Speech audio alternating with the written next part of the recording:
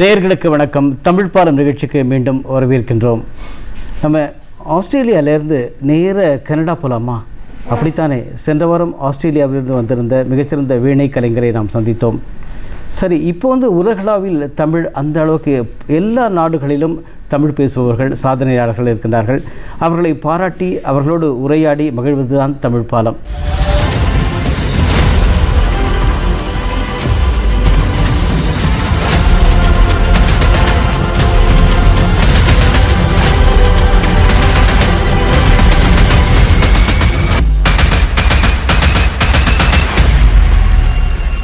அந்த காலத்தில் எப்படி இருந்தது அப்படின்னா, நல்லூரில் ஒரு அருமையான வரி இருக்குது. குணக்கடல் குமரி குடகம் வெங்கடம் எனும் 4 எல்லையில் இருந்த தமிழ். அதற்கு காரணம், தமிழ் எல்லா இடத்திலும் தானே இருந்தது, 4 எல்லைகளுக்குள்ளே இருந்த தமிழ் என்று சொல்வதற்கான காரணம், அன்று தகவல் தொழில்நுட்பம் பெருமளவில் பெருகவில்லை. அன்று அருகில் உள்ள நாடுகளுக்கு சென்றார்கள், யவனர்கள் வந்தார்கள், இவர்கள் சென்றார்கள். ஆனால் இன்று உலகெங்கிலும் தமிழர்கள் இருக்கிறார்கள். குறிப்பாக கனடாவில் தமிழர்கள் மிக அதிகமாக வாழ்கிறார்கள். கனடாவில் உள்ள தமிழர்கள் தன்னுடைய சாதனைகளால் அந்த நாட்டை வளப்படுத்தி கொண்டுள்ளார்கள். அப்படி தொடர்ந்து வளப்படுத்தும் நபர்களில் ஒருவர்தான் திரு சுதர்சன் மீனாட்சி சுந்தரம்.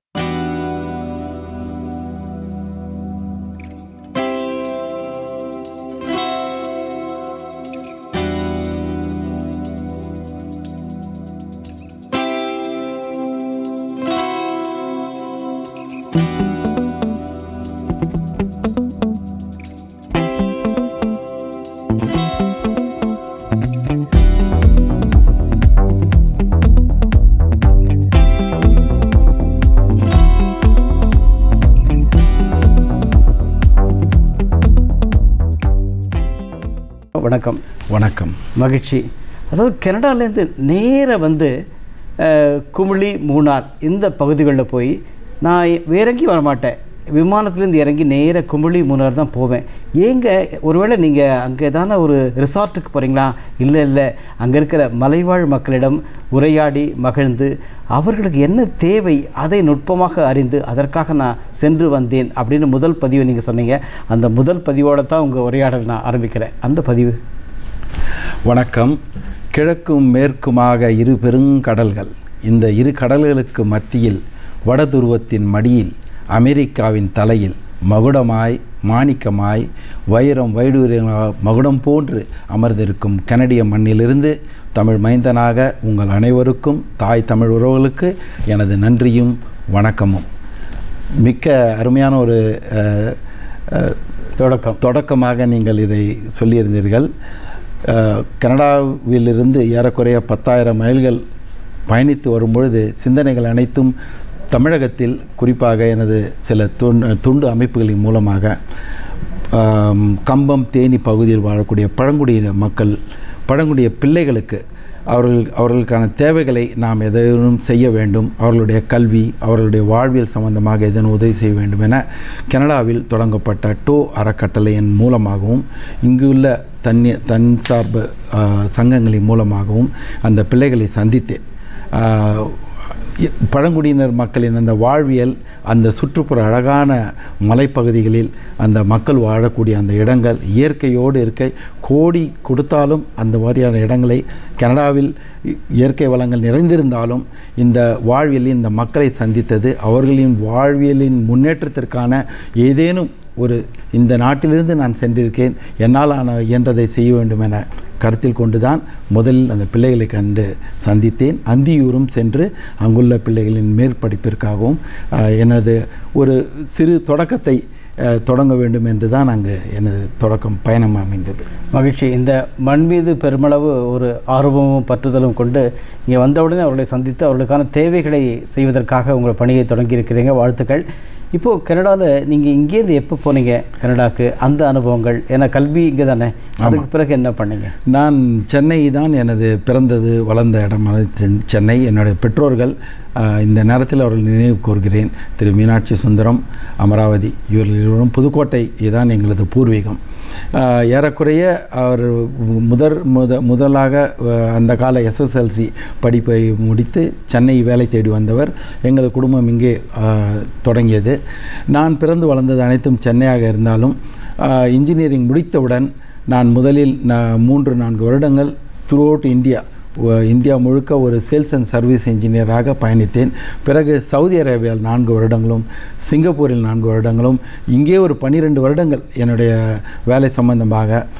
2000 நான் சிங்கப்பூரிலிருந்து கனடாவிற்கு ஏறக்குறைய 4 நூற்றாண்டுகள் எனது வாழ்வின் பயணத்தை கனடாவில் கழித்திருக்கிறேன். இப்போ கனடாவில் என்ன பணியில் போனீங்க முதல்ல?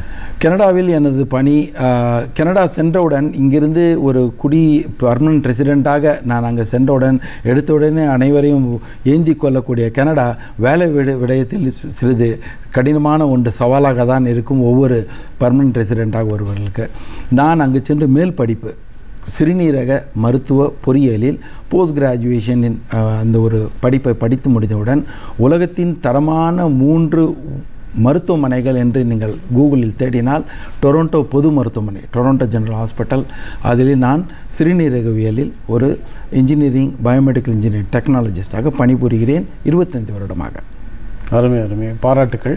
அதாவது அங்கே இருக்கிற தொழில்நுட்பத்தையும் இங்கே நீங்கள் படித்த கல்வியும் எப்படியா, நீங்கள் படித்தது மருத்துவ பொறியியல் கற்று அங்கே போயிட்டு ஒரு வித்தியாசமான நுணுக்கமான துறை, அதில் உங்களால் எப்படி வெற்றி பெற முடிந்தது? நீங்கள் செய்யக்கூடிய ஏதாவது இந்த மருத்துவ கருவிகளில் ஏதாவது தவறு எதுனா அது எப்படியான பாதகங்களை நோயாளிக்கு உண்டாக்கும் என்பது அறிவியல் சார்ந்து அந்த கிளினிக்கல் எஜுகேஷன் சொல்லக்கூடிய அந்த ஒரு வாய்ப்பு எனக்கு கனடாவில் பெற்றுக்கொண்டேன்.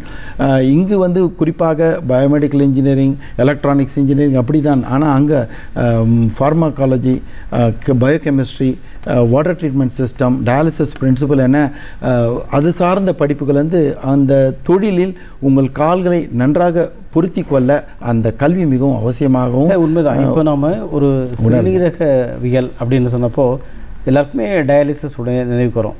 இப்போது டயாலிசிஸ் அப்படின்னா ஒரு நோயாளிக்கு சிறுநீரகம் சம்மந்தமான நோய் இருக்குது, அவங்க யூரினேஷன் சரியாக வரல, இது பேசிக். இது அடுத்ததாக ரத்தத்தை சுத்திகரிக்க வேண்டும். எப்படின்னு நம்ம இதை மட்டும் சிந்திக்கிறோம். உடல் கூறியலாக உடலில் ஏற்படக்கூடிய அந்த மருத்துவ சிகிச்சை என்ன அப்படின்னு மட்டும் பார்க்குறோம். ஆனால் உங்களுடைய நுட்பங்கள், உங்களுடைய அறிவாற்றல், நீங்கள் அங்கே செய்கின்ற பணிகளை நான் உற்று நோக்கும்போது அதுலேருந்து ஒரு பக்கம் வெளியில் அந்த மிஷின்ஸ், அந்த இயந்திரங்கள் எப்படி இயக்கிறார்கள், அந்த இயந்திரத்தை எப்படி தயாரிப்பது, அந்த இயந்திரத்தில் மட்டும் இல்லாமல் தன்னுடைய உபகரணங்களை எப்படி தயாரிப்பது, அது உடலுக்கு ஏற்றவாறு எப்படி அமைப்பது, அது எப்படி செயல்படுகிறது, இந்த நுட்பவியலில் நீங்கள் ஆழ்ந்து கற்றுருக்கீங்க இல்லையா? அதை பற்றி கொஞ்சம் விளக்குங்களேன்.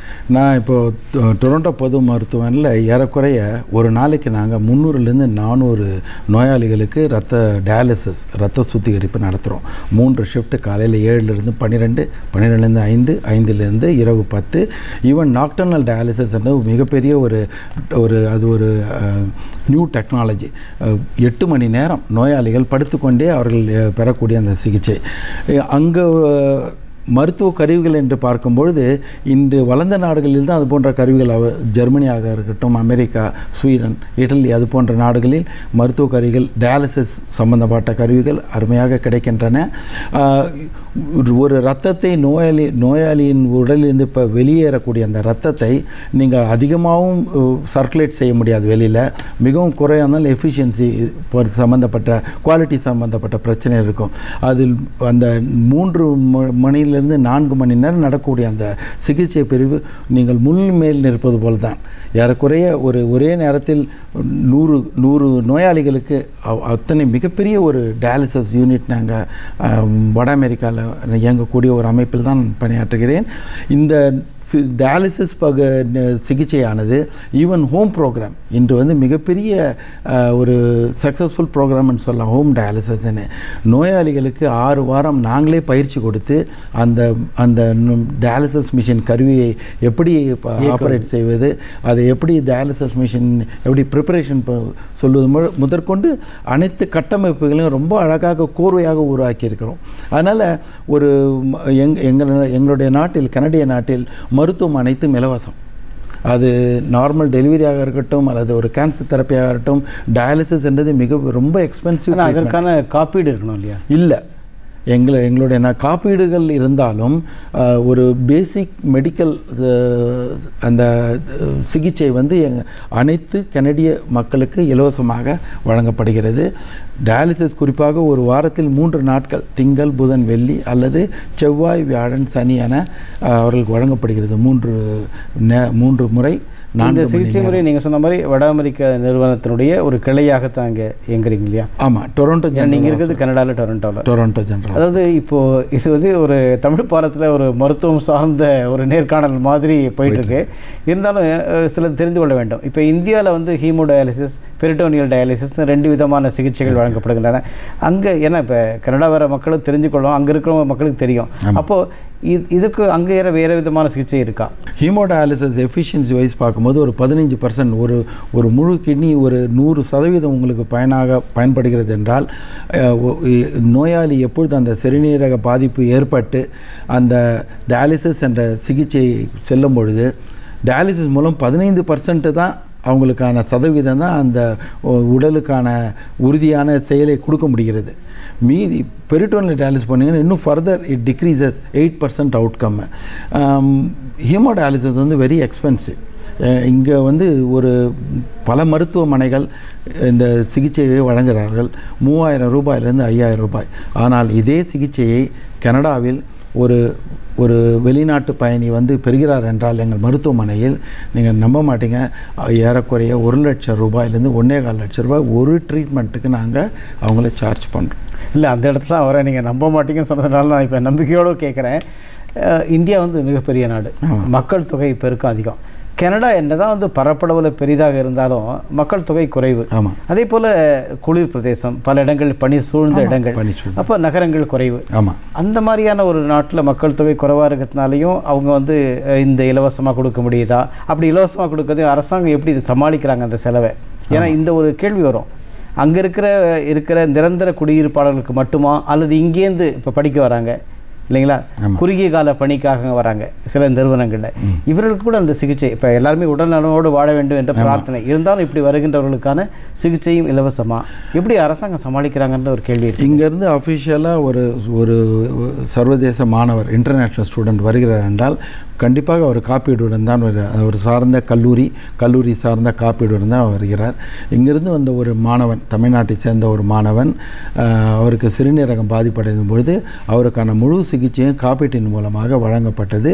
ஆனால் ஒரு குறிப்பிட்ட காலம் அது அவருடைய விசா முடிந்தவுடன் அவர் இந்தியா சென்று விட்டார். இது மாதிரியான நேரத்தில் இன்டர்நேஷ்னல் ஸ்டூடெண்ட்டுக்கோ அல்லது விசிட்டர்ஸ் தே கேன் கெட் இது மாதிரியான இன்சூரன்ஸ். ஆனால் கனடாவில் இருக்கக்கூடிய பர்மனன்ட் ரெசிடெண்ட்டாக இருக்கட்டும் அல்லது கனடிய குடியுரிமை என்னை போன்ற பெற்றவர்கள் அனைவருக்கும் இந்த மாதிரியான சிகிச்சை இலவசம். ஆனால் எங்கள் வருமானத்தில் 35% அவர்கள் பெற்றுக்கொண்டு விடுகிறார்கள் டேக்ஸ் என்று. இப்போ நான் ஒரு 100 லட்சம் ரூபாய் நான் ஒரு வருடத்திற்கு சம்பாதித்தேன் என்றால் 35 லட்சம் ரூபாய் அவர்கள் வரியாக அது எடுத்து கொள்ளப்பட்டு விடும். நீங்கள் கட்ட வேண்டியதில்லை, அவங்க அதிலிருந்து டிடக்ட் பண்ணிவிடுவாங்க. மீதி இருக்கிற பணத்தில் தான் நாங்கள் எங்களுடைய வீட்டுக்கான மார்ட்கேஜ் மற்ற செலவுகள் அனைத்தும் செலுத்த வேண்டிய சூழல். அருமை. அதாவது அப்படிப்பட்ட ஒரு திட்டங்கள் உருவாக்கி அதன் மூலமாக சுகாதாரத்தை பாதுகாக்கிறார்கள். அது மகிழ்ச்சியான செய்தி தான். இப்போது அது தவிர நீங்கள் வந்து சில கல்லூரிகள், நம்ம குறிப்பாக சொல்லணும் இந்த சென்டினியல் காலேஜ், அதில் இருந்தால் ஃபேக்கல்ட்டி, அதாவது விரிவுரையாளராக நீங்கள் தொடர்ந்து பணி செய்கிறீங்க. அதே போல் ஒன்டாரியோவில் வந்து ஜார்ஜியா கல்லூரியிலேயே நீங்கள் வந்து பாடம் எடுக்கிறீங்க இல்லையா? அந்த அனுபவங்கள் எப்படி இருக்குது? அது வந்து மக்கள், ஏன்னா பல நாட்டை சேர்ந்தவர்கள் அங்கே இருக்கிறாங்க. இலங்கை வாழ் தமிழர்கள், இலங்கையிலேருந்து புலம்பெயர்ந்த தமிழர்கள், இந்தியாவிலேருந்து பல மாநிலங்களிலேருந்து வந்தவங்க, வெளிநாட்டிலேருந்து ஆப்பிரிக்காலேருந்து வந்திருக்காங்க இல்லையா? இப்படி பல மக்களுடைய சங்கமமாக இருக்கிற இடத்துல உங்களுடைய விரிவுரையாளர் என்ற பணி எப்படி செம்மையாக போகிறதா? எப்படி அது வந்து ஒரு பெரிய ஒரு ஆசீர்வாதம் என்று தான் சொல்லுவேன். ஏன்னா ஒரு ஆசிரியராக நாம் பயணிப்பது, என்னுடைய முழு நேர மருத்துவமனையில் பணியாற்றுவது மட்டுமல்லாமல் ஒரு ஆசிரியராக சென்டினியல் காலேஜ் 2008ஆம் ஆண்டு அவர்கள் என்னை தொடர்பு கொண்டு இது மாதிரி மருத்துவ பொறியியலில் டயாலிசிஸ் பற்றிய போதிக்க வேண்டிய எங்களுடைய மாணவர்களுக்கு பொழுது அதற்கான சிலபஸை நான் தான் வடிவமைத்தேன் 2008. 2008லிருந்து நான் ஒரு பகுதி நேர விரிவுரையாளராக அந்த இயந்திரம் டயாலிசிஸ் மிஷினோட பேசிக் பிரின்சிபல் என்ன, அதோட ஹைட்ராலிக் ஃப்ளோ பாத்தை எப்படி இயங்குது, அதை சார்ந்து அதை எப்படி ட்ரபிள் ஷூட் பண்ணுவது என்றது ஏறக்குறைய 15 வருடங்களுக்கு மேலாக நான் போதித்து வருகிறேன். ஜார்ஜியன் கல்லூரியில் ஆன்லைன் முதலாக இன்றும் கனடாவில் இந்த 2025 ஜூன் மாதம் நான் இதை பதிவு செய்கிறேன். ஏறக்குறைய 12 வருடங்களாக நான் ஆன்லைன் வகுப்பில் இந்த டயாலிசிஸ் பற்றிய ஹவு டு ஆப்ரேட் திஸ் எக்யூப்மெண்ட்ன்றதை பயிற்சித்து என்னுடைய மாணவர்கள் கனடா முழுக்க உள்ள மருத்துவமனையில் பல்லின மக்கள், அது சவுத் ஆஃப்ரிக்கா ஸ்டூடெண்ட்டாக இருக்கட்டும் அல்லது வியட்நாம், பிரான்ஸ், ஜெர்மனி, நிறைய மாணவர்கள் பல மருத்துவமனைகளில் மிகவும் சிறப்பாக பணியாற்றி கொண்டிருக்கிறார். அது எனக்கு ஒரு மிகவும் ஒரு மகிழ்ச்சியான ஒரு உத்தரவு. காரணம் வந்து உங்களுடைய தன்விவர குறிப்பில் பார்த்தேன், அதாவது மருத்துவவியல், அது நம்ம மருத்துவ அறிவியல் சொல்லலாம், மருத்துவ அறிவியல், அப்புறம் பொருளியல், ஆமாம், அப்புறம் உயிரியல். இந்த பொருளியல் அறிவியல்னு ஒரு துறை, பொறியியல். ஆமாம், அது தவிர வந்து இயந்திரவியல், அப்புறம் மின்சாரவியல், வேதியியல், இல்லையா? இத்தனை இயல்களும் சேர்ந்து, அதாவது மருத்துவ அறிவியல், பொறியியல், அப்புறம் வந்து உயிரியல், வேதியியல், இயந்திரவியல், மின்சாரவியல், எல்லா இயல்களும் சேர்ந்து ஒரு சங்கமமாக உங்கள் பணி அமைஞ்சிருக்கு. இதை படிக்கும்போது எனக்கு இத்தனை நுட்பமான, ஒவ்வொரு துறை சார்ந்த நுட்பமானது ஒரு இந்தியர் தமிழர் இங்கிருந்து சென்று கற்று மிடிர்ந்து ஒளிர்ந்து வருகிறார் அப்படின்னு மகிழ்ச்சியாக இருக்குது. அதுக்காக பாராட்டுகள், நன்றி. இது உங்களுக்கான அங்கீகாரங்கள் அங்கே என்ன கிடைச்சிருக்கு? அங்கே கண்டிப்பாக நீங்கள் வந்து இத்தனை ஒரு கல்லூரியில் போதிக்க ஒரு சூழலில் இருக்கிறீர்கள், மிகப்பெரிய ஒரு மருத்துவமனையில் பணியாற்றி கொண்டிருக்கிறீர்கள். அதற்கான சர்டிஃபிகேஷன் இருக்குது, நெஃப்ராலஜி டெக்னாலஜி சர்டிஃபிகேஷன். அதை முதலில் நான் எழுதி அதற்கான தேர்வு சித்தி பெற்றிருக்கிறேன். அதோடு மட்டுமல்லாமல் அது சார்ந்த பயிற்சிகளை வழங்கக்கூடிய அவர்களுக்கு தேர்வு குழுவின் மூலமாக அதை நான் தொடர்ந்து கண்காணித்து வருகிறேன். அதில் ஒரு உறுப்பினராகவும் நான் இருக்கிறேன். அதே போல் அந்த டெக்னாலஜி பார்ட், தொழில்நுட்பவியல் அப்படின்னு பார்க்கின்ற போது மாணவர்கள் இங்கிருந்து புலம்பெயர்ந்து அங்கே வருகின்ற மாணவர்கள் தெரிந்து கொள்வதற்காக அந்த வினாவை நான் உங்கள்கிட்ட கேட்குறேன். ஒன்று வந்து இந்த துறை சார்ந்த நானோ டெக்னாலஜி ஒன்று, இன்னொன்று பயோடெக்னாலஜி, அதாவது உயிரி தொழில்நுட்பம். இந்த இரண்டினுடைய பிரிவுகளுடைய இது இல்லாமல், ஒத்திசைவு இல்லாமல் நாம் பயணிக்க முடியாது. அப்போ இந்த மாணவர்கள் இங்கேருந்து வரும்போது உங்கள் ஃபீல்டில் இதை கற்றுக்கிட்டு வரணுமா, இல்லை அங்கே வாய்ப்புகள் எப்படி இருக்குது? இல்லை, எதுவுமே நீங்களுக்கு ஒரு ஆல்ரெடி ஒரு எக்ஸ்போஷர் இருந்ததுன்னா அதை எளிதாக கற்றுக்கொள்ளக்கூடிய வாய்ப்புகள், அது புரிதல் ரொம்ப அழகாக இருக்கும். ஆனால் இங்கிருந்து வரக்கூடிய இன்ஜினியரிங், பேச்சுலர் டிகிரி இன்ஜினியரிங் படித்தவர்களும், பிடெக் படித்தவர்களும் அல்லது கிரேட் 12 படித்தவர்களும் வருகிறார்கள். அதற்கேற்றால் போல 3 வருடம் 4 வருடம் அந்த அங்குள்ள கல்வி, அதற்கான சிலபஸ் கட்டமைக்கப்பட்டு இருக்கிறது. Having engineering degree it's little bit, அது வந்து எளிதாக இருக்கும். அந்த பாடத்திட்டத்துடன் பயணிக்கும் பொழுது இவர்கள் எளிதாக கடந்து செல்ல வாய்ப்புகள் இருக்கிறது. அதே போல் இன்னொரு ஒரு சிறிய அச்சம் பெற்றோர்களிடம், இப்போ எங்கள் கிராமத்தின் அருகில் உள்ள அவருடைய பிள்ளை வந்து கனடாவில் படிக்க போனோம் அப்படின்னுச்சு, அப்பா அம்மா வந்து இல்லை, அது ரொம்ப நாங்கள் இதில் தொலைக்காட்சியெலாம் பார்த்துருக்கோம், எப்பயுமே பனி பொழியும், அப்புறம் நீங்கள் ஒரு கார் வெளியில் எடுக்கணும்னா கூட அந்த பனியெல்லாம் அகற்றி தான் எடுக்கணும், இந்த மாதிரி நாட்டுக்கு ஏன் போகணும்ப்பா, நம்ம வந்து இப்படிலாம் வந்து வெயிலையும் மழையிலையும் உருண்டு பிறண்டு நல்லா வந்திருக்கோம், அதனால் இந்த மாதிரி வெளிநாடு போனோமா வேறு நாட்டுக்கு போய் எதுக்கு அங்கே அப்படின்ற அந்த குளிர் பூமிக்கான ஒரு தேடலை குறைக்கிறார்கள். ஆனால் நீங்கள் அந்த அணுகுமுறை எப்படி பார்க்குறீங்க? உண்மையிலே அங்கே உள்ள அந்த சுற்றுச்சூழலும் சரி, அந்த கால தட்பவெப்பநிலை வந்து ரொம்ப கடுமையான கால தட்பவெப்பநிலை. குறிப்பாக ஒன்டாரியாவிலிருந்து நீங்கள் இன்னும் பயணித்து ஆல்பர்ட்டா, கால்கரியான பகுதியில் நீங்கள் சென்றீங்கன்னா உங்களுடைய அந்த வின்டர் பீரியட் வந்து அக்டோபர் இல்லை செப்டம்பர்லேயே தொடங்கிவிடும். செப்டம்பர், அக்டோபர், நவம்பர், டிசம்பர், ஜனவரி, பிப்ரவரி, மார்ச், ஏப்ரல் வரை ஏறக்குறைய 7 மாதங்கள் கடும் குளிர், கடும் பனி. அங்கே இருக்கிற அந்த ஏரியில் நீங்கள் காரையை ஓட்டிகிட்டு போகலாம், ஜீப், ஐஸ் ஃபிஷிங்லாம் நாங்கள் செல்வது உண்டு. அவ்வளோ ஒரு இறுகி போன்ற ஒரு நம்மளால் எப்படி ஏரியில் எப்படி நீங்கள் வண்டி ஓட்டிகிட்டு போனால் அந்த அளவுக்கு ஒரு பனியினுடைய தாக்கம் மிகவும் இதாக இருக்கும். நாங்கள் அதற்கேற்ற போல் இப்போது வந்து நாங்கள் பொருளாதார சூழலில் நல்ல ஒரு நிலை அடைந்ததுனால நல்ல ஒரு உறுதியான கோட் அல்லது டிரான்ஸ்போர்ட்டேஷன் எல்லாம் அமைத்து கொள்கிறோம். ஆனால் ஒரு புதிய வரவாளராக நீங்கள் வரும்பொழுது கடுமையான ஒரு சூழலை, தட்பவெப்பநிலையை, அது இன்றைக்கி வந்து அதெல்லாம் இதுக்கு உண்மைதான். இப்போ குளிரூட்டப்பட்ட அறை என்பது போல் அங்கே எல்லாமே வெப்பமூட்டப்பட்ட அறையாக தானே இருக்கும், அப்படி உண்மைதான். ஆனால் இருந்தால் நீங்கள் முதல்ல போகின்ற போது இப்படிப்பட்ட சூழல் இருந்திருக்கும். நீங்கள் போகும்போது நீங்கள் அதாவது 2000 சொல்கிறீங்க இல்லையா, 2000 ஆண்டு அங்கே போகும்போது அந்த அளவுக்கு பொருளாதார வசதி என்பது குறைவாகத்தான் இருந்திருக்கும். அந்த சூழலில் ஏன்னா எப்பயுமே நம்ம ஒரு 10 ஆண்டுகள் கழித்து நம்ம ஆஹா அப்படி இருப்போம் அப்படின்றத விட இன்று போகும்போது எப்படி நாம் நமக்கான துன்பங்கள் என்ன, அந்த துன்பத்தை நாம் கடந்து போக வேண்டிய சூழல் எப்படி நம்ம உருவாக்கி கொள்ள வேண்டும், அதை நோக்கிய வினா தான் இது. ஒரு இன்டர்நேஷ்னல் ஸ்டூடெண்டாக இருந்தால் கண்டிப்பாக நிறைய அவங்களுக்கு சவால்கள் இருக்குன்னு. ஒரு பர்மனெண்ட் ரெசிடென்ட்னா நீங்கள் அந்த இடத்துல ஒரு வேலை தேடிக்கொள்வதோ அதெல்லாம் எளிதாக அமைந்து விடுகிறது. போன உடனே ஏதாவது ஒரு வேலை. ஆனால் ஒரு சர்வதேச மாணவராக போகும்போது உங்களுக்கான ரெஸ்ட்ரிக்ஷன் எல்லாமே செலவு ஆகும். நீங்கள் ஒரு வாடகைக்கு வீடு எடுத்தாலும் சரி, அல்லது உங்கள் கல்லூரி பக்கத்தில் கிடைக்கணும், தூரத்தில் பயணிக்கும் போது நீங்கள் பேருந்தை தான் நாடி இருக்க வேண்டும். ஒரு பர்மனெண்ட் ரெசிடென்ட்டாக போய் ஒரு நல்ல வேலையை நீங்கள் எடுத்துக்கிட்டிங்கன்னா உங்களுக்கான ஒரு வண்டி ஏதாவது எடுத்து மகிழ்ந்து ஒன்று வாங்கிக்கலாம். ஒரு $3000 $5000 கூட சென்ட் பண்ணிங்கன்னா ஒரு வண்டியை வாங்கிக்கலாம். வேலைக்கு போகிறதெல்லாம் கொஞ்சம் எளிதாக்கி தொடர்ச்சியாக உங்கள் பொருளாதார முன்னேற்றம் இருப்பது போல் உங்கள் வாழ்க்கை முறையை எளிதாக அமைத்து கொள்ள முடியும். இல்லை, அதே போல் அங்கே பல்கலைக்கழகங்களில் படிக்க சேருவதற்கான அதெல்லாம் இலகுவாக இருக்கா, ரொம்ப கடினமாக இருக்கா? இல்லை, ஒரு இன்டர்நேஷ்னல் ஸ்டூடெண்ட்டாக நீங்கள் வரும்போது உங்களுக்குன்னு ஒரு சர்டன் கைட்லைன்ஸ் இருக்குது. நீங்கள் நான் 15 லட்சம் ரூபாய் 20 லட்சம் ரூபாய் முதல் வருடம் நான் கட்டுகிறேன், நான் கட்டிய உடனே ஒரு பகுதி நேர வேலையாக இவ்வளோ சம்பாதித்து கொள்ள முடியும் என்ற ஒரு கனவில் வருகிறார். அது தவறு. கல்லூரியும் நிர்வாகமும் சரியாக சொல்லுகிறது, ஒரு வாரத்திற்கு நீங்கள் இத்தனை மணி நேரம் தான் வேலை செய்ய வேண்டும் என்று. ஆனால் அதன் மூலம் நீங்கள் பெறக்கூடிய பொருள் மிகவும் குறுகியதான். ஒரு ஸ்டூடெண்ட்டாக போகும்போது அதற்கான பொருளாதார சக்தி நீங்கள் சரியாக அமைத்து கொள்ள வேண்டும். அதனால் கடினமான மாணவர்களுக்கு இன்டர்நேஷ்னல் மாணவர்கள் நிறைய சவால்களை சந்திக்கிறார்கள். ஆனால் கனடா ஒரு முன்மாதிரியாக எவ்வளோ வெளிநாட்டு மாணவர்களை வரவேற்று அவர்களுக்கான வாழ்க்கைக்கு தந்திருக்கிறது. நானும் ஒரு மாணவனாக அங்கே சென்று படித்திருக்கிறேன். நிறைய ஒரு அழகான கட்டமைப்பு இருக்கிறது. ஆனால் தற்போதைய உள்ள சூழலில் அவர்கள் வெளிநாட்டு மாணவர்களை எடுப்பதை சிறிது நிறுத்தி இருக்கிறார்கள். ஏனென்றால் இந்தியர்கள் மிக அதிகம். குறிப்பாக பஞ்சாப், குஜராத், கேரளா, தமிழக மாணவர்கள் மிக மிக குறைவு.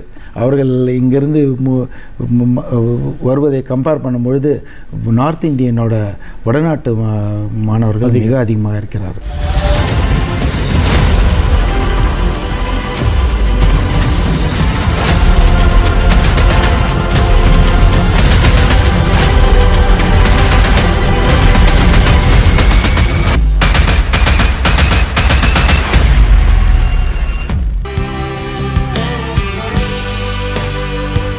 நேயர்களுக்கு வணக்கம். தமிழ் பாலம் நிகழ்ச்சிக்கு மீண்டும் வரவேற்கின்றோம் உங்களை.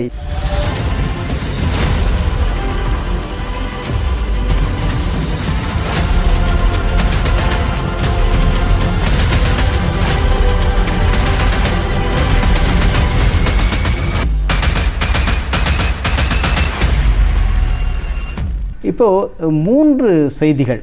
அந்த 3 செய்திகளை ஒன்று முத்தமிழ் பாடசாலை, இரண்டாவது தமிழ் கலாச்சார கழகம், மூன்றாவதாக மணவை முஸ்தபா அறக்கட்டளை. இந்த 3 நிலைகளில் மட்டும் இல்லாமல் இன்னும் வேறு ஏதோ கூட இருக்குதுன்னு நீங்கள் சொன்ன மாதிரி இருக்குது. நான் கேட்டுக்கிறேன், எப்படி உங்களுடைய தமிழ் பணி, உங்களுடைய எழுத்து பணி? வாழ்க நிரந்தரம், வாழ்க வாழியவே என்ற மாதிரி தமிழ் மொழி அது உலகின் எந்த மூலையிலும் எந்த கோடியில் இருந்தாலும் அந்த தமிழ் உணர்வுன்றது அது யாராலும் அதை கட்டுப்படுத்த இயலாத ஒன்று. ஒவ்வொருவருக்கும் அந்த தமிழ் உணர்வு இருக்கிறது. ஆனால் குறிப்பாக நீங்கள் அயலகம் செல்லும் பொழுது அந்த மொழியினுடைய தாக்கமும் அந்த இனத்தின் மீது கொண்ட ஒரு நேசமும் அதிகரிக்கும். நான் ஏறக்குறைய 25 ஆண்டுகள் கனடாவில் வசித்து கொண்டிருந்தாலும் போன உடனே அங்குள்ள தமிழர்கள், தமிழ் அமைப்புகள் இதில் பார்க்கும்போது தமிழ்நாடு கலாச்சார சங்கம் என்ற ஒரு அமைப்பு 1997ஆம் ஆண்டு கனடாவில் தொடங்கப்பட்டது இந்திய தமிழர்களால். ஏறக்குறைய 1983இல் ஏற்பட்ட இனக்கலவரத்தில் நிறைய ஈழத்தமிழர்கள் கனடாவை நோக்கி பயணித்திருந்தாலும் அதே காலகட்டத்தில் மிகவும் குறைவாக இந்திய தமிழர்கள் வேலை தேடி ஒரு நல்ல பொறுப்பில் சென்று கொண்டிருந்தார்கள். அப்படி சென்றவன் தான் நான் 2000ஆம் ஆண்டு அந்த தமிழ் அமைப்பில் என்னை நினைத்து கொண்டேன். ஒவ்வொரு வருடமும் பொங்கல், தீபாவளி, கோடைகால ஒன்று கூடல் என சென்று கொண்டிருந்தது. நான் அதில் ஒரு இயக்குநராக, ஒரு வைஸ் பிரசிடெண்ட், செக்ரட்டரி, இப்படியாக என்னோட பயணமும் சென்று கொண்டிருந்தது. அங்குள்ள மக்களுக்கு நான் சேவைகளை செய்து கொண்டிருந்தேன். 2014இல் அதன் தலைமை பொறுப்பு எனக்கு வந்தது.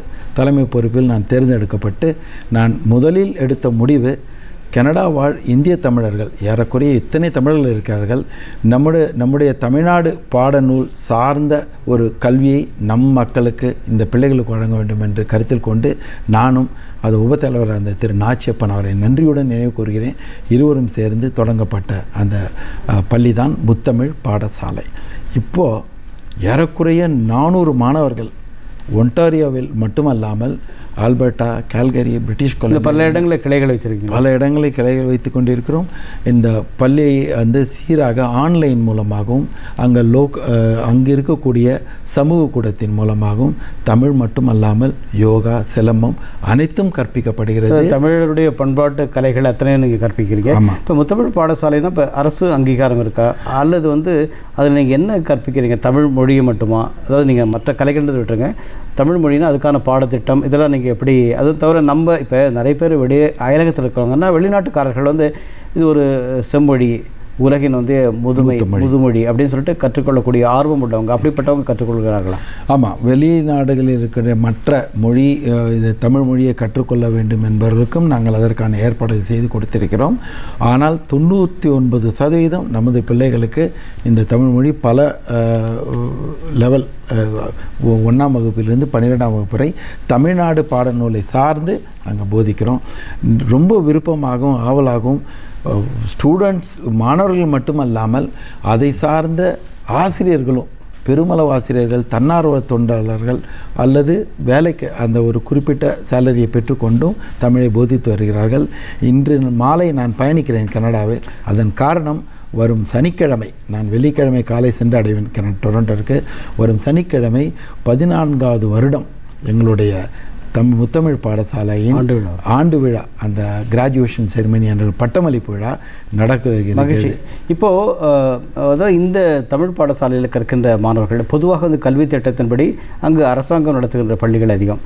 இப்போ அரசாங்க கல்வி அதில் ஒவ்வொரு துறை சார்ந்து இன்றைக்கி பள்ளியியல் கல்வி, அடுத்தது முதுநிலை கல்வி, அப்புறம் கல்லூரி கல்வி அப்படின்னு போகிறாங்க இல்லைங்களா? இப்போ முத்தமிழ் பாடசாலையில் தமிழ் பயிலுகின்ற மாணவர்களுக்கு அங்கே ஏதாவது ரெக்கக்னிஷன், அங்கீகாரம் கிடைக்குதா? அங்கே 83 சென்ற ஈழத்தமிழர்கள் அவர்களுக்கான ஒரு கல்வி கட்டமைப்பு உருவாக்கி அவர்கள் அரசாங்கத்தில் அதற்கான அங்கீகாரத்தை பெற்றிருக்கிறார்கள். இப்பொழுது தமிழகத்தை சார்ந்த இந்த நம்முடைய பள்ளியின் சிலபஸை நம்ம ப்ரொடியூஸ் பண்ணும்போது அதற்கான முன்னேற்பாடுகள் எடுக்கப்பட்டு இருக்கின்றன.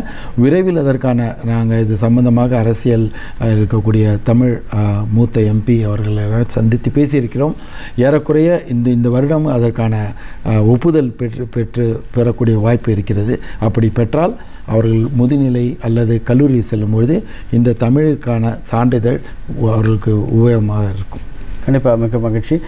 அது மட்டும் இல்லாமல் இப்போது மனவை முஸ்தபா அறக்கட்டளை என்று ஒரு அங்கே நீங்கள் அமைச்சிருக்கீங்களா? ஆமாம், ₹1 அறிவியல் தமிழ் மன்றம், அறிவியல் தந்தை மனவை முஸ்தபா அவர்களின் மகன் டாக்டர் செம்மல் அவர்கள் மூலமாக ₹1 அறிவியல் தமிழ் மன்றம் என்ற ஒரு அமைப்பை உலகளவில் அனைத்து தமிழர்களும் ஒரு புள்ளியில் நினைக்கக்கூடிய ஒரு கோட்பாட்டுடன், அங்கு வெறும் தமிழ் தான், அங்கு மதம் கிடையாது, அரசியல் கிடையாது, பொழுதுபோக்குக்கான விடயங்கள் எதுவும் கிடையாது, தமிழை மட்டும் பேசக்கூடிய, தமிழை மட்டும் ஊக்குவிக்கக்கூடிய, முன்னேற்றி அடுத்த நிலைக்கு செல்லக்கூடிய அளவில் உலகத்தில் உள்ள அனைத்து அறிஞர்களையும் ஒன்றுபடுத்தி இதில் நாங்கள் பயணிக்கிறோம்.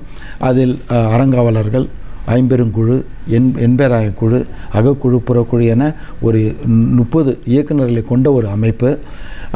அதன் மூலம் நிறைய பணிகள், குறிப்பாக சொல்ல போனோம் தமிழ் ஆய்விருக்கை.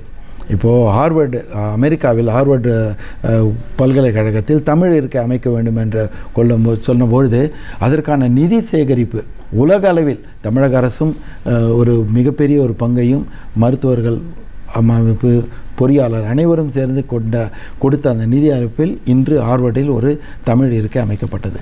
அதுபோல் கனடாவிலும் டொரண்டோ, யூனிவர்சிட்டி ஆஃப் டொரண்டோ, அங்கேயும் இது போல் ஒரு தமிழ் இருக்கை நாங்கள் அமைத்தோம். அதெல்லாம் மிகப்பெரிய ப்ராஜெக்ட்.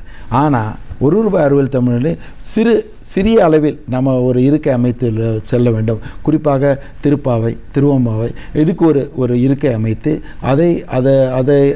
அதற்கான விளக்கங்களுடன் அதை பல நேரில் ₹1 அறிவியல் தமிழ் மன்றம், அதாவது அதனுடைய பணியை குறிப்பிட்ட சொல்லுங்களேன் விளக்கமாகவே.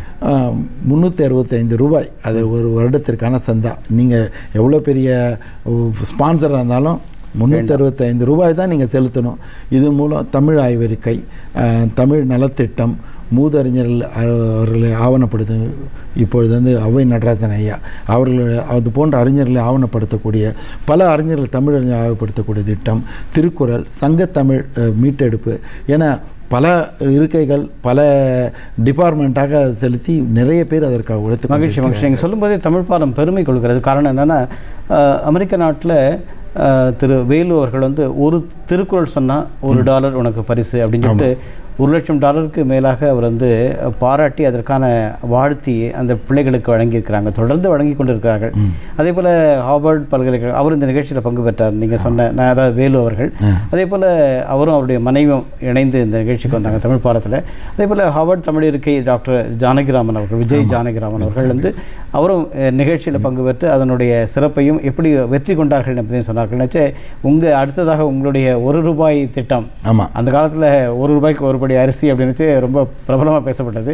இன்றைக்கி $1 ஒரு கல்வி, அதாவது கல்வி சார்ந்த சங்க இலக்கியங்களை மீட்பது என்றால் அதெல்லாம் மிக ஒரு சிறந்த பணியாக நாம் பார்க்கின்றோம். எங்களுடைய அந்த கனடாவில் அமைக்கப்பட்ட டோ அறக்கட்டளையின் மூலமாக MOU சைன் பண்ணியிருக்கோம் ₹1 அறிவியல் தமிழ் மன்றத்துடன்.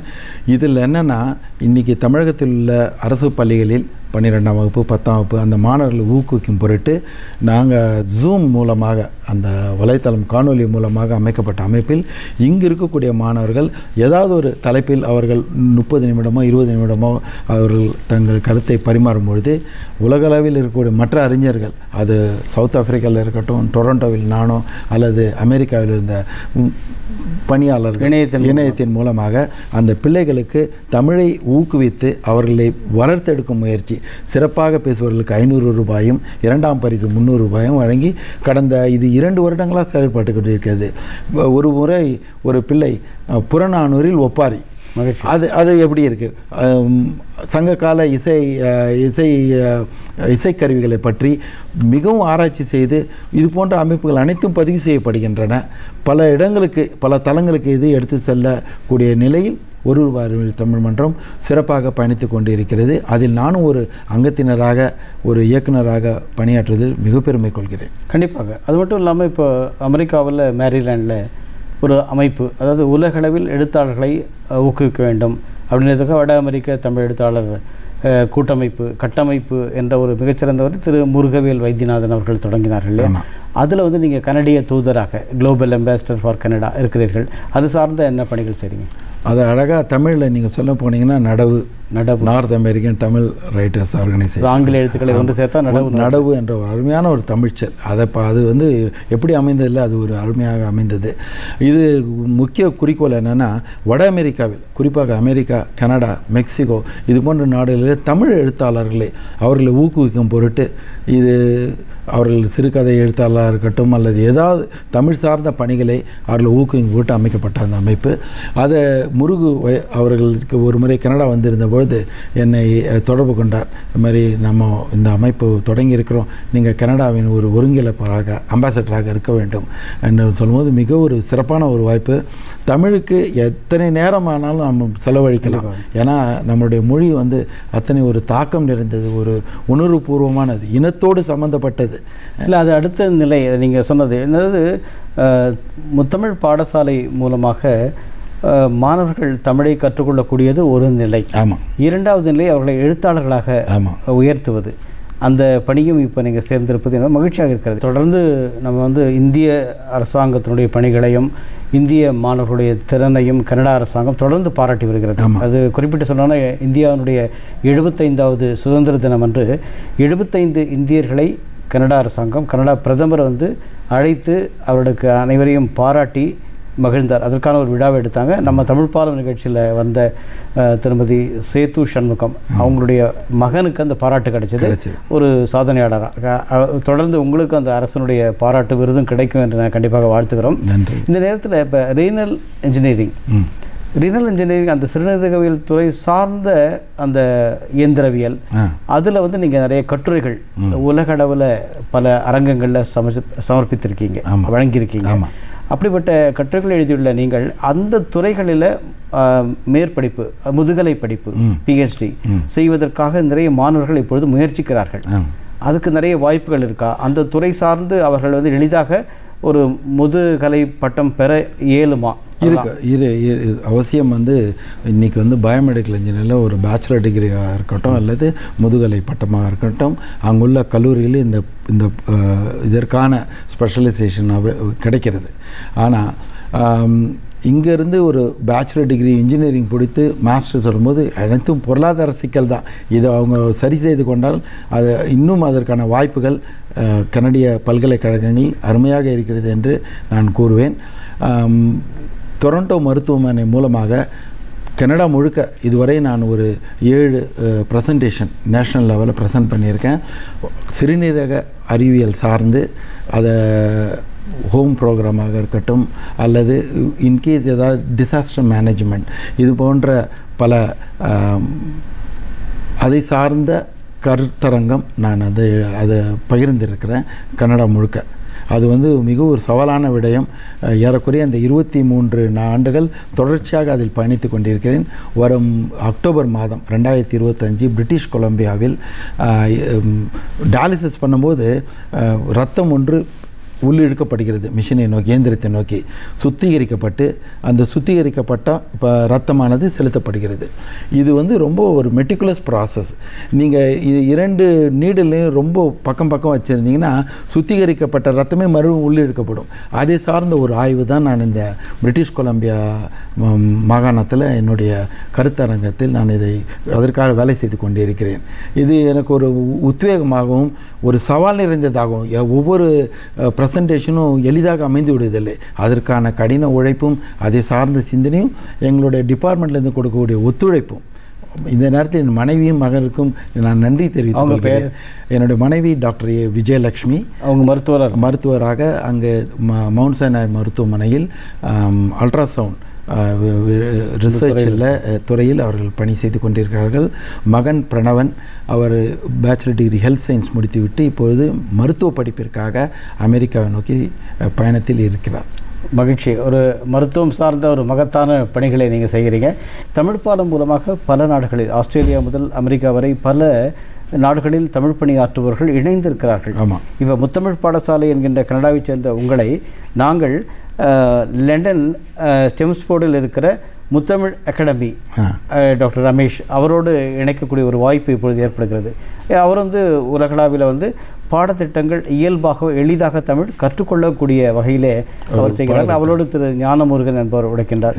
ஸோ இப்படிப்பட்ட ஒரு சூழலை பார்க்கின்ற போது உலகளவிலே தமிழினுடைய இணைப்பு இணையத்தின் மூலமாக என்பதோடு ஒரு மிகப்பெரிய இணைப்பு மக்களிடையே ஏற்படுகிறது என்பது மிகப்பெரிய உண்மை. மகிழ்ச்சி. மேலும் மேலும் தங்களுடைய பணிகள் தொடர வேண்டும் என்று தமிழ் பாலம் நிகழ்ச்சியின் மூலமாக நாங்கள் வாழ்த்துக்கின்றோம். மிக்க மகிழ்ச்சி, நன்றி. கனடாவிலிருந்து இத்தனை பயணித்து வந்தாலும் எனக்கான ஒரு தளத்தை இந்த ஒரு மிகப்பெரிய இந்த அரங்கம், இந்த பின்னாடி பேக்ரவுண்ட் பார்க்கும்போது அழகாக ஒரு பக்கம் நம்முடைய கலை சார்ந்த கட்டடவியல் கோயிலும் எங்களுடைய ஐகான் சிஎன் டவரும் இருக்குது. இணைந்து அமைக்கப்பட்ட இந்த மேடையில் பெரிய பெரிய ஜாம்பாவன இந்த மேடையில் எனக்கும் ஒரு வாய்ப்பை இங்கு வழங்கி இதை சிறப்பித்த தங்களுக்கும் டிடி நேயர்களுக்கும் தூர்தர்ஷன் நேயர்களுக்கும் எனது பணிவான நன்றியும் வாழ்த்துக்களும். மீண்டும் ஒரு முறை உங்களை நான் சந்திப்பேன். தமிழ் உணர்வாளராக, இனத்தோடு தொடர்புடையவனாக. நன்றி, வணக்கம். அன்புடன் சுதர்சன்.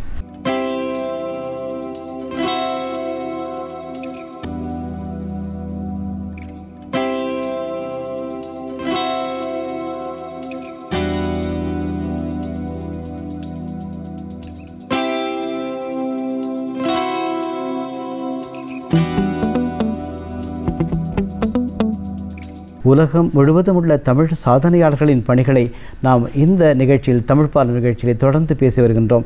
இந்த நிகழ்ச்சி பற்றி உங்கள் கருத்துக்களை தொடர்ந்து நீங்கள் எங்களுக்கு எழுதுங்கள். அதற்காக திரையிலே இதோ மின்னஞ்சல் உங்களுக்காக வழங்கப்பட்டுள்ளது. உங்களுடைய கருத்துக்களை எழுதுவதோடு மட்டுமல்லாமல் அயலக தமிழர்கள் தங்களுடைய சாதனை விவரங்களை எங்களுக்கு எழுதலாம். நீங்களும் இந்த நிகழ்ச்சியில் பங்கு பெறலாம். மீண்டும் தமிழ் பாலம் நிகழ்ச்சியில் இணைந்திருப்போம், மகிழ்ந்திருப்போம். வாழ்க. நன்றி, வணக்கம்.